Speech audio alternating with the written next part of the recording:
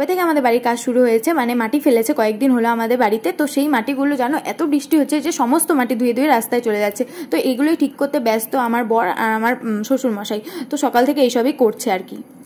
Hello guys, welcome back to my channel DPS time story. তোমরা সবাই কেমন আছো? আশা করছি সবাই খুব ভালো আছো। অনেকদিন পরে এই টাইপসের একটা ব্লগ শেয়ার করতে চলেছি।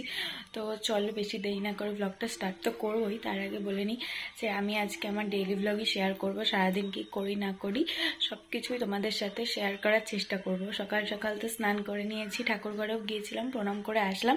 সেসব তো তোমাদের দেখানো হলো না। তো এখন আমি বিছানা টিছানা তুলবো, সবার জন্য চাটা করব, সব কিছুই তোমাদের সাথে শেয়ার করবো। তো চলো লেটস গো।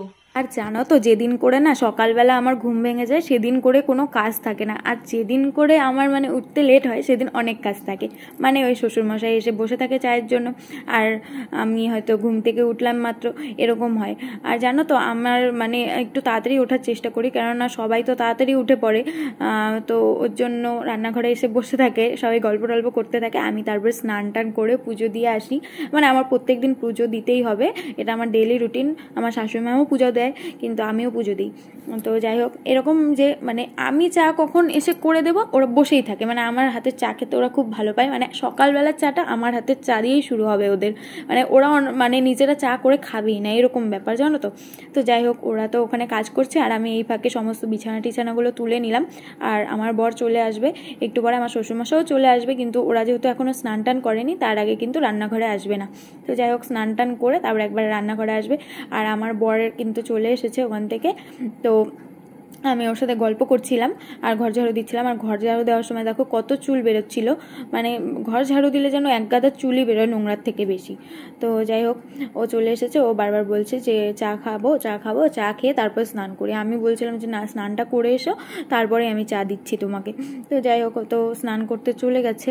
আর এখানে দেখো আমি জামা কাপড় গোছাচ্ছি, আর ওই যে পিছনে বসে আছে বড়বাবু। আমার এখনও কাজ হয়নি, তো আমার কাজ হলে ওকে চা করে দেবো। কিন্তু বিশ্বাস করো, ও কোনো তাড়া দেয় না আমাকে। মানে এতটা বোঝে আমাকে, মানে বলার মতো না। আর ওইদিকে কিন্তু শ্বশুরমশাই চলে এসেছে। আমি বলছি একটু দাঁড়াও, আমি এই যে কয়েকটা জামা কাপড় আছে এগুলো গুছিয়ে তারপরে তোমাকে খেতে দিচ্ছি। মানে সকালবেলার চা ছাড়া কিন্তু কারোই সকাল শুরু হয় না, মানে আমাদের বাড়িতে। তো যেই চাই খাক না কেন, চা দিয়ে শুরু হবে দিনটা। তো যাই হোক, এখন চা করতে চলে আসলাম। আর ফার্স্টে কিন্তু আমার শ্বশুর শাশুড়ি মানে শাশুড়ির জন্য চাটা করে নেব, কেননা ওরা সকালবেলা চাটা দিয়ে শুরু করে। আর দেখো, বেশি তাড়াহুড়ো করতে গিয়ে আমার চা গেছে উতলে। তো ভাগ্যিস বেশিটুকু পড়েনি, অল্প একটুই পড়েছে। তো সেটাই আমি এখন শ্বশুরমশাইকে চিনি ছাড়া দিয়ে দিলাম, আর শাশুড়ি মাকে চিনি দিয়ে দিলাম, আর শ্বশুরমশাইকে বিস্কিট দিয়ে দিলাম, কেননা তাড়াহুড়ো আবার ওই জায়গার ওখানে যাবে। আর জানো তো, বাড়িতে কাজ হলে না, মানে বাড়ির কাউকে না কাউকে ওই কাজের পিছনে লেগেই থাকতে হয়, না হলে কিন্তু কাজ একটু এগোয় না। তো যাই হোক, আমার শাশুড়িমাকে আমি মুড়ি দিয়ে চা দিলাম। উনি বেশিরভাগ টাইম সকালবেলা শুধু মুড়ি দিয়ে চা খায়। মানে এটা আমার খুব ভালো লাগে, কেননা জানো মুড়ি কিন্তু স্বাস্থ্যের পক্ষে খুব ভালো। তা ওনাকেও চাটা দিয়ে দিলাম। এরপরে আমার আর বরের জন্য চা বসিয়ে দিলাম। বেচারা অনেকক্ষণ থেকে বসে আছে, এখন চা করে দিই। তারপরে ও আবার সকালে ছাতু মুড়ি খেয়ে দোকান চলে যাবে। আর আমার বরের যেন কোনো ঝামেলা নেই, মানে সকালবেলা উঠে এটা দিতে হবে, এটা খেতে দিতে হবে, ওরকম কোনো ব্যাপার নেই। ও কিন্তু প্রত্যেকদিন সকালবেলা ছাতু, দুধ, কলা মুড়ি এসব খেয়েই দোকানে যায়। আর এখন তো আমের সিজন, এখন কোনো অসুবিধাই নেই।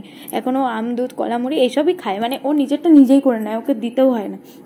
আর আমার শ্বশুরমশাই কিন্তু প্রত্যেকদিন সকালবেলা হয় রুটি সবজি খাবে, না হলে ভাত খাবে। মানে শ্বশুরমশাইয়ের জন্য একটু মানে সকালবেলা রান্নাবাড়ির ঝামেলাটা হয়। তো যাই হোক, উনি যেটা খেতে ভালো পায় আমরা সেটাই করে দিই। আর এখানে কিন্তু আমি আর আমার বড় দুজনে গল্প করতে করতে চা খাচ্ছিলাম। আর জানো তো, আমরা যখনই কিছু খাই একসাথেই খাই, মানে কখনো আমরা আলাদা কোনো কিছু খাই না। মানে আমরা সকাল বলো, দুপুর বলো, রাত বলো, আমরা দুজনে একসাথেই খাই। যেহেতু জানো, আমার বর কিন্তু আমার বরের থেকে বন্ধু বেশি, ওর সাথে আমি ইয়ার্কি ফাজলামি সব কিছুই করি। তো বন্ধুর সাথে থাকতে কার না ভালো লাগে বলো তো। আর এখানে আমার শ্বশুরমশাই ভাত খেয়ে নিচ্ছে। সকালবেলা আমার শাশুড়িমাই সব কিছু করে দিয়েছে। আর কিন্তু এখন আমার শাশুড়িমা সব কিছু রেডিও করে নিয়েছে দুপুরে রান্নাবান্নার জন্য। তো উনিই করবে রান্নাবান্না। আর আমি তোমাদের বাইরের ওয়েদারটা দেখাচ্ছিলাম, বেশ সুন্দর ওয়েদার ছিল জানো তো, একটু রোদ ছিল না। আর আমি এদিকে দুপুরবেলা সিঁড়িগুলো ঝেড়ে নিচ্ছি। আমি বেশিরভাগ দুপুরবেলাতেই সিঁড়িগুলো ঝাড়ি, যখন বাড়িতে কেউ থাকে না।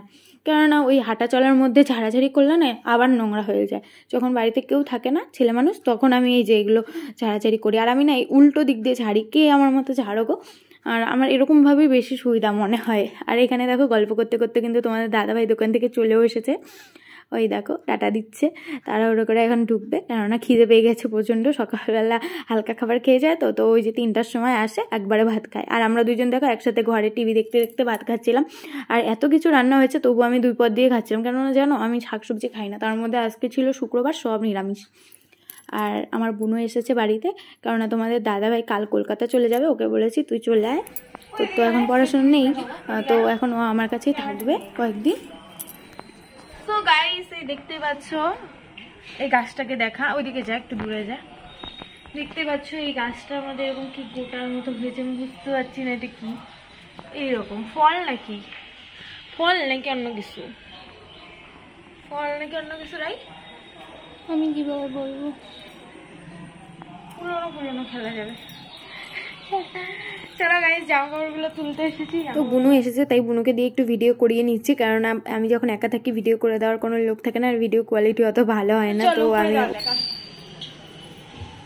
সো গাইস দেখতেই পাচ্ছ আমি আমাদের বাড়ির টপ ফ্লোরে চলে এসেছি। তো সাইডগুলো একটু দেখিয়ে দেয় আমাদের বাড়ির থেকে ভিউটা, আমাদের বাড়ির থেকে কিন্তু চারিদিকের ভিউটা খুব সুন্দর। আর কিন্তু যখনই আমাদের মন খারাপ লাগে তখনই আমরা এই ছাদে আসি, বা হচ্ছে প্রচণ্ড গরম, আমাদের এই ছাদে উঠলে প্রচণ্ড পরিমাণে হাওয়া ওঠে, মানে হাওয়া পাওয়া যায়।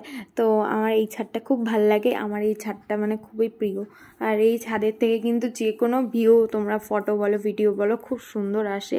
আর আমি এই ছাদটাতে সবসময় আসি, মানে প্রতিদিন আসা হয় না, কিন্তু যখনই ওয়েদার ভালো থাকে তখনই আসি। ওয়েদার যখন পুরো রোদ্দুর উঠে যায় না তখন আমি আসি না, কেননা প্রচণ্ড রোদ থাকে, মানে কি বলবো আসাই যায় না। আর এইখানে দেখো বুনু নিজের ফটো তুলতেই ব্যস্ত, ও আমার ফটো কি তুলে দিবে। চলো এখন নিচে যাওয়া যাক। তো গাইস সন্ধে প্রায় নামবে, মানে সন্ধে প্রায় হয়েই গেছে, চলো এখন আমি নিচে যাই।